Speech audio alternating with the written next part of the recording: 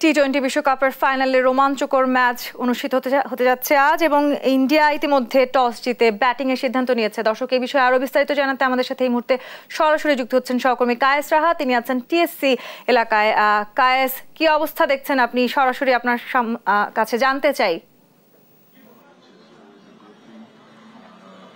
ধন্যবাদ। যেমনটি জানেন যে আজকে ইতিহাসের অন্যতম একটি ঘটনা ঘটছে যে ক্রিকেট বিশ্বে এই প্রথমবারের মতো সাউথ আফ্রিকা তাদের ফাইনালে পৌঁছেছে। এর আগে বেশ কয়েকবার আমরা দেখেছি সাউথ আফ্রিকা ভালো খেলার পরেও সেমিফাইনালে যাওয়ার পরে তাদের কিন্তু দীর্ঘশ্বাসের সাথেই বিদায় নিতে হয়েছে। তো আজকে সেই দীর্ঘশ্বাসের অবসান ঘটিয়ে সাউথ আফ্রিকা ফাইনালে পৌঁছেছে এবং ভারতের সাথে আজকে তাদের এই ফাইনাল ম্যাচটি অনুষ্ঠিত হতে যাচ্ছে। কিছুক্ষণের মাঝে হয়তোবা এই ফাইনাল ম্যাচটি অনুষ্ঠিত হবে বা খেলাটি শুরু হয়ে যাবে। এখন এই মুহূর্তে আমরা রয়েছি টিএসসিতে, যেখান থেকে আমরা দেখব যে এখানে যারা দর্শনার্থী রয়েছেন তারা এই ফাইনাল ম্যাচ সম্পর্কে কি বলছেন। আমরা তাদের কাছে যাব ফাইনাল ম্যাচটি সম্পর্কে জানার জন্য, যে এই ফাইনাল ম্যাচ নিয়ে তাদের কি মতামত। এই মুহূর্তে আমরা যাচ্ছি কয়েকজন দর্শনার্থীর কাছে। ভাইয়া, একটু কথা বলবো আপনার সাথে।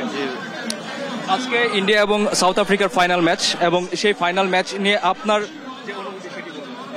আমার অনুভূতি হচ্ছে যদি সাউথ আফ্রিকা জিতে খুবই খুশি হব, কারণ ইন্ডিয়ার সাথে তো আমাদের তো তেমন কোনো ফিজিক্যালি কোনো, আমরা চাই যে সাউথ আফ্রিকা জিতে খুশি হব, ইন্ডিয়ার থেকে বেশি খুশি হব, এটাই আমার অনুভূতি।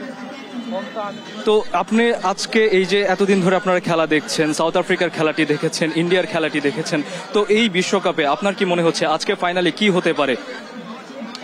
আই থিঙ্ক সাউথ আফ্রিকা জিতে কঠিন হবে, জেতাটা কঠিন হবে, তবে আই থিঙ্ক ইন্ডিয়া জিতবে, তবে সাউথ আফ্রিকা জিতাকে একটু বেশি খুশি হব আমরা।